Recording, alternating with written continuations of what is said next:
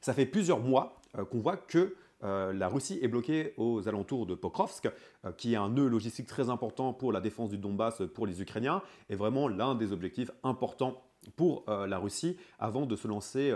à l'attaque de ce qui reste plus ou moins du Donbass ukrainien. Et on a vu, bien sûr, en été, des progressions assez importantes russes dans la région. Ça a été notamment permis il y a un an par la brèche qui a été faite sur Ocheretine, qui a permis de créer le saillant qui monte vers Pokrovsk. Mais depuis, les Ukrainiens ont réussi à stabiliser relativement bien la situation. Et ça, c'est quelque chose qui peut être imputé au général Drapati, qui est un des nouveaux généraux de l'armée ukrainienne qui dirige Horitsa, qui est grosso modo l'ensemble des commandes. Il travaille en dessous de Syrski, qui est le chef d'état-major général de l'armée ukrainienne, mais on va dire que c'est Drapati qui gère plus ou moins toute la région de Donetsk et ce qui reste de Louhansk, et c'est lui qui a permis de recréer des défenses assez importantes autour de Pokrovsk. Et depuis, on voit vraiment que les Russes peinent à avancer, notamment dû à ce qu'on peut appeler le mur de drone. Donc le mur de drone, c'est simplement en fait tout assaut russe ou ukrainien d'ailleurs, hein, ça va dans un autre sens,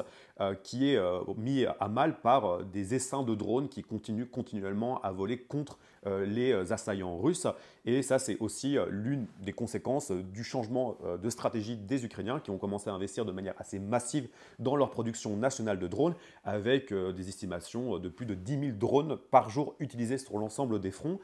Et tout ça est complété par une utilisation assez massive de l'artillerie ukrainienne, qui est plus ou moins au même niveau que l'artillerie russe, après les pénuries assez importantes d'obus d'obus ukrainiens dans l'année 2023, mais maintenant c'est quelque chose qui a vraiment été résorbé, d'un côté par l'initiative du président tchèque Petr Pavel qui allait chercher plus d'1 million d'obus à travers le monde pour l'Ukraine, et aussi par l'initiative des Européens qui sont montés en puissance dans la production d'obus. Mais avant d'aller un peu plus loin, cette vidéo est sponsorisée par NordVPN. Et si vous ne connaissez pas NordVPN, c'est l'un des meilleurs VPN. Et par exemple, j'étais dans l'aéroport de Budapest hier et je vais faire des recherches pour le travail. Et vous savez comment les Hongrois fonctionnent et ont des services secrets parfois pas très enclins aux personnes qui parlent d'Ukraine et qui soutiennent l'Ukraine. Il y a notamment eu, d'ailleurs on pourra faire une vidéo sur le sujet, des réseaux d'espions qui ont été démantelés en Ukraine, d'espions hongrois qui essayent justement de comprendre si oui ou non ils pouvaient peut-être potentiellement un jour attaquer l'Ukraine dans les régions d'Ukraine qui sont magayophones, donc qui parlent hongrois. Et du coup, qu'est-ce que j'ai fait? J'ai mis mon VPN pour être sûr de pas me faire hacker. Je suis sur un réseau sécurisé grâce à ce VPN. Et du coup, grâce à ce VPN, je peux aussi, bien sûr, dans une certaine mesure, regarder des séries à travers le monde. En Ukraine, par exemple, je n'ai pas forcément accès à tout le catalogue français de séries sur Netflix ou peu importe.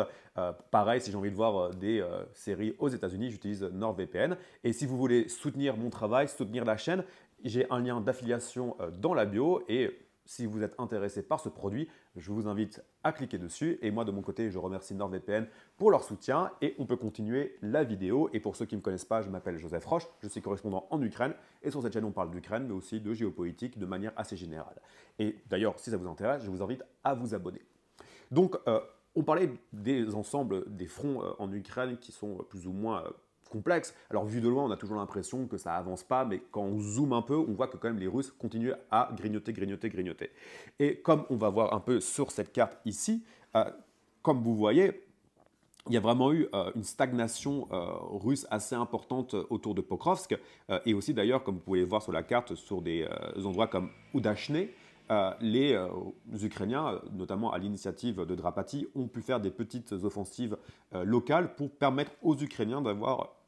dans une certaine mesure, une meilleure emprise, des meilleures lignes de front pour mieux pouvoir se défendre. Et depuis, on ne voit pas forcément une véritable progression qui permettrait en fait aux Russes de créer comme ici une sorte de chaudron sur l'ensemble du front de Pokrovsk, parce que le but c'est vraiment à un moment de couper toutes les lignes logistiques ici, notamment la route qui est là, pour pouvoir étouffer la ville et commencer à vraiment pilonner. Mais en fait, du coup, là où les Russes ont eu du mal, c'était du coup de côté de Pokrovsk, mais depuis quelques jours, comme vous voyez sur la carte, on voit une progression russe, notamment autour de Konstantinivka, avec notamment, et ça c'est quelque chose qui est assez problématique pour les Ukrainiens, la ligne T05, donc la route T05, qui a été coupée par les Russes. Alors il est important de prendre en compte que depuis quelques temps, cette route était inutilisable parce qu'elle était sous le feu de l'artillerie russe et des drones russes, donc la route de manière générale était quand même relativement inutilisable, mais ça commence à créer une séquence assez mauvaise pour l'Ukraine parce que ça commence à créer, comme vous le voyez ici un peu plus sur la carte, une sorte de chaudron, comme vous le voyez sur la carte, une sorte de chaudron autour de Konstantinivka, avec des poussées depuis aussi Tchassivyar. Alors Tchassivyar, ça tient toujours très bien du côté ukrainien. Alors pour moi, je trouve que c'est toujours un miracle. Lors de mon dernier reportage à Tchassivyar l'année dernière, je disais que la ville allait tomber dans la semaine. Et un an plus tard, la ville tient toujours. Et d'ailleurs, les Russes, cette semaine, ont envoyé la garde du Kremlin. Donc la garde du Kremlin, c'est un peu la garde nationale russe. C'est comme si on envoyait les meilleurs soldats élites de l'armée française ou de l'armée américaine sur un front très meurtrier. Donc d'un côté, ça montre vraiment la volonté des Russes d'essayer de prendre au maximum cette agglomération, parce que dès qu'ils auront pris Tchassivyar, ça pourra permettre de vraiment de commencer à creuser le chaudron autour de Konstantinivka. Et aussi, ce qui se passe, c'est que ce chaudron va permettre aux Russes de forcer les Ukrainiens à se replier de Toretsk. Pour l'instant, il y a toujours des bonnes unités, notamment la 5e brigade de Azov qui est à Toretsk, et ça permettra de fermer cette poche ici. Mais on est encore relativement loin de ce scénario, parce que même si on assiste quand même à des poussées assez importantes, ces poussées doivent se comprendre dans le contexte général des offensives de printemps et d'été qui rythment la guerre en Ukraine depuis ses débuts, mais aussi avec la capacité ou l'incapacité justement des Russes de pousser cet effort sur le long terme. Et c'est quelque chose qui est vraiment à prendre en compte, c'est que ce genre d'offensive réclame de la part des Russes énormément de moyens. Et ce sont des offensives qui sont très difficiles à mener et avec des assauts qui sont très meurtriers, aussi bien pour les véhicules que pour les soldats russes qui sont envoyés comme de la chair à canon. Mais il n'empêche que ça permet quand même, dans une certaine mesure, de fragiliser encore un peu plus le front de Pokrovsk. Et l'un des risques qu'on a ici, c'est que si leur tête de pont continue à avancer, indépendamment de commencer à attaquer Konstantinivka, ils pourront essayer de refermer la poche ici sur Pokrovsk, ce qui sera relativement problématique, voire catastrophique pour l'armée ukrainienne, parce que ça mettrait à mal en fait, la logistique générale de l'armée ukrainienne dans le Donbass. Et en fait, tout ça arrive, et c'est assez intéressant, à un moment où on est en pleine négociation, enfin, potentielle peut-être négociation avec la Russie. Donc, actuellement, Zelensky est à Istanbul pour rencontrer Poutine. Il a lancé une forme d'ultimatum à Poutine. Donc la stratégie de Zelensky ici est assez claire. Il sait très bien que Poutine ne viendra jamais à Istanbul et qu'au maximum du maximum, il va envoyer des sous-fifres. On parlait peut-être d'envoyer Lavrov, qui est vraiment le numéro 2 pratiquement du régime. Alors c'est pas le numéro 2, mais c'est le ministre des Affaires étrangères qui est au pouvoir, enfin qui est ministre des Affaires étrangères depuis presque 20 ans, qui est vraiment l'un des piliers importants du régime poutinien. Mais même lui ne va pas venir. Donc c'est aussi la Russie qui envoie un message en disant qu'elle n'a pas envie de négocier, mais Zelensky le sait très bien, il sait très bien que la Russie ne veut pas négocier, parce qu'il y a plusieurs raisons, et on va revenir un peu sur les raisons pour lesquelles la Russie ne veut pas négocier ou ne peut pas négocier, c'est ça qu'on va voir dans la suite de la vidéo, mais le but de Zelensky, c'était vraiment de montrer à Trump, et d'ailleurs aussi soutenu par les Européens, de montrer à Trump que l'obstacle à la paix n'est en aucun cas l'Ukraine, mais c'est vraiment la Russie qui refuse et qui ne veut pas faire la paix, surtout que le mois d'avril en Ukraine n'a jamais été aussi violent. On n'a jamais été aussi bombardé en Ukraine depuis le début de la guerre, parce que je pense qu'il y a une intensification des Russes qui essaient de monter en puissance pour imposer un tempo, mais aussi pour tester les limites du régime de Trump, en disant qu'est-ce qu'on peut faire, parce qu'ils savaient très bien ce qu'ils ne pouvaient pas faire sous Biden, et là ils essayent de voir qu'est-ce qu'ils peuvent faire sous Trump, mais en tout cas il n'y a pas de volonté de la part des Russes, donc Zelensky lui essaye de montrer, de dire voilà, moi je suis à Istanbul, Poutine ne veut pas, qui est le problème pour la paix, surtout qu'il y a quand même des grosses huiles américaines qui sont à Istanbul, il y a Marco Rubio, le secrétaire d'État, qui est à Istanbul, il y a Witkoff, l'envoyé spécial pour le Moyen-Orient, l'Iran, Russie, Ukraine, grosso modo tous les pays du monde, qui est aussi potentiellement dans un avion pour aller à Istanbul s'il n'est pas déjà à Istanbul. Et on parle même de rumeurs de Trump qui viendrait peut-être à Istanbul. Alors pour l'instant, il y a des chaînes qui disent que non, il y a des chaînes qui disent que oui, il y a la Maison-Blanche qui dit que non, puis il y a d'autres personnes qui disent que oui, donc c'est difficile à dire. Donc on est vraiment dans une séquence diplomatique un peu du tout ou rien. avec une volonté des Ukrainiens de montrer, de dire, regardez, les Russes ne veulent pas la paix, du coup, il faut qu'on continue la guerre, il faut que vous continuez à nous soutenir. Et en fait, les raisons qui expliquent aussi, selon moi, c'est mon analyse personnelle, l'incapacité, en fait, je pense, des Russes de pouvoir faire la paix, c'est que, ils ont un tempo pas trop négatif sur le champ de bataille. Il n'empêche qu'à ce rythme-là, il leur faudra encore quand même des mois, voire des années pour pouvoir prendre le Donbass, parce que quand on parle de villes comme Pokrovsk ou Konstantinivka, on parle de villes qui sont plus ou moins de la taille de Bakhmout. Donc la bataille de Bakhmout a duré relativement longtemps, presque un an, à une époque où l'armée russe était quand même en meilleure position, où il n'y avait pas encore les murs de drones ukrainiens. Et aussi, ce que ça veut dire, c'est qu'après Konstantinivka, il faut monter sur Kramatorsk et Sloviansk, qui sont des agglomérations qui sont 2 fois plus importantes que simplement Pokrovsk et Konstantinivka, surtout que Konstantinivka, c'est une ville qui est quand même fortifiée depuis quand même relativement longtemps, donc ce sera un gros morceau à prendre, mais les Russes essayent toujours quand même de pousser leur avantage au maximum. C'est comme ça qu'ils négocient, c'est que d'un côté, ils montent en puissance sur le champ de bataille, tout en ouvrant des canaux de communication. C'est notamment ce qu'ils avaient fait en 2022 à Istanbul, où ils avaient plus ou moins demandé à l'Ukraine de capituler. Ils demandaient à l'Ukraine de réduire leur armée à moins de 50 000 hommes, ils demandaient à l'Ukraine de ne pas développer des missiles de longue portée, ils demandaient un changement de régime, etc. etc. Et c'était à l'époque où vraiment la Russie était en train d'étouffer Kiev lors de la bataille de Kiev, et les Ukrainiens étaient en train de discuter parce qu'ils étaient vraiment en difficulté sur le champ de bataille, mais les négociations n'ont pas eu lieu parce que, les Ukrainiens ont réussi à battre les Russes dans Kiev, et surtout ce qui s'est passé, c'est que les Ukrainiens ont découvert l'ampleur des massacres de Boutcha, ce qui rendait complètement impossible et inimaginable un début de commencement de négociations. Et en plus, les Ukrainiens à ce moment-là étaient dans un tempo militaire relativement positif, parce que c'est à ce moment-là qu'ils ont commencé aussi, un peu plus tard dans l'année, à faire les grandes contre-offensives sur Kharkiv et sur Kherson. Mais tout ça pour dire que les Russes sont toujours dans des canaux de négociation assez ouverts, tout en imposant un tempo sur le champ de bataille, d'où le fait qu'ils montent en pression sur le champ de bataille actuellement, aussi bien dans les airs, sur terre, alors sur la mer pas, parce qu'ils ont perdu la bataille de la mer, mais ils montent en puissance là parce qu'ils essaient d'imposer un tempo aux Ukrainiens pour un peu leur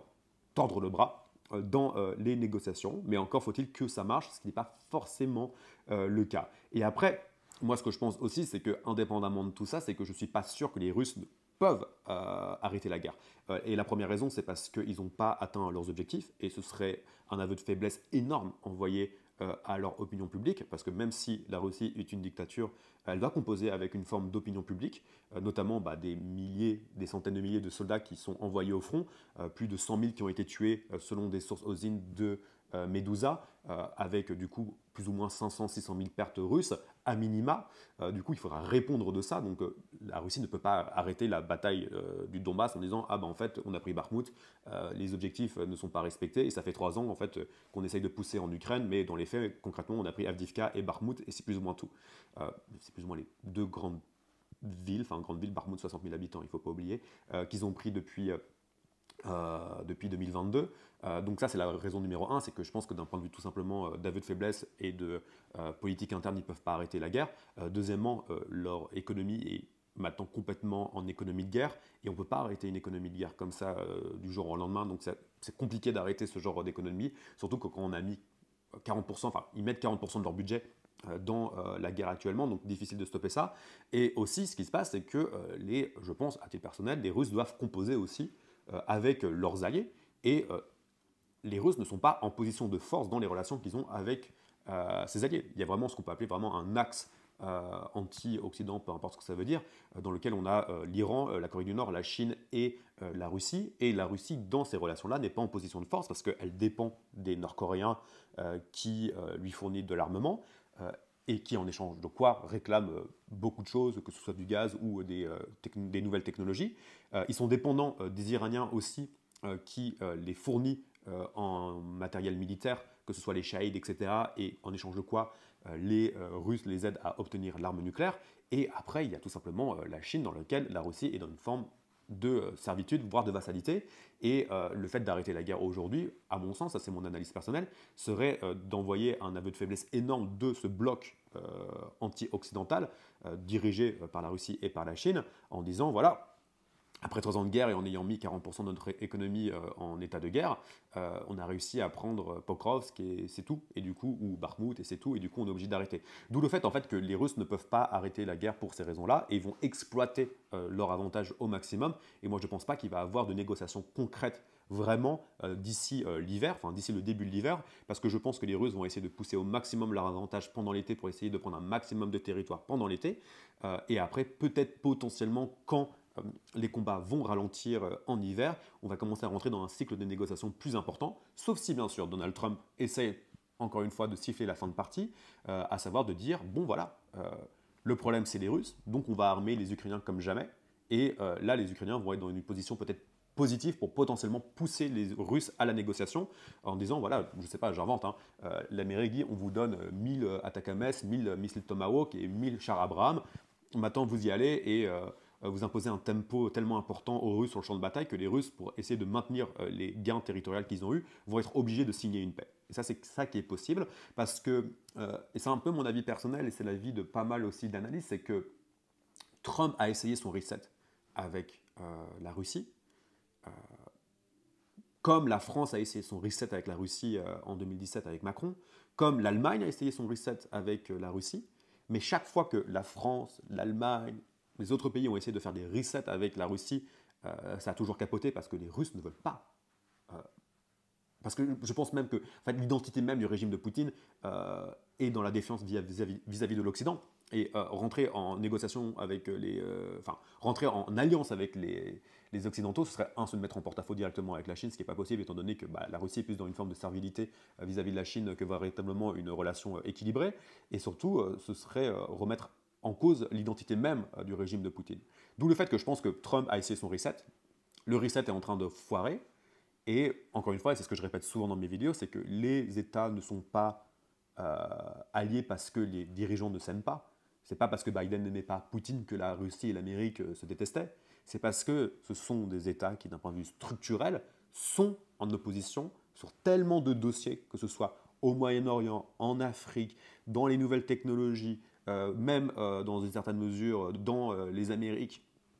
en Asie bien évidemment, que les, on va dire, rapprochements fraternels sont quasiment impossibles. On peut faire du business, on peut s'acheter du gaz à droite et à gauche, on peut rentrer dans des relations, on va dire, d'écosystèmes bénéfiques pour l'un et pour l'autre sur certains aspects, mais de manière structurelle, ce sont des pays qui sont complètement antinomiques et ennemis, et les intérêts des Américains sont en Europe et non en Russie. Mais voilà, j'espère que cette vidéo vous a plu. Si elle vous a plu, je vous invite à vous abonner et on se retrouve bientôt pour une prochaine vidéo.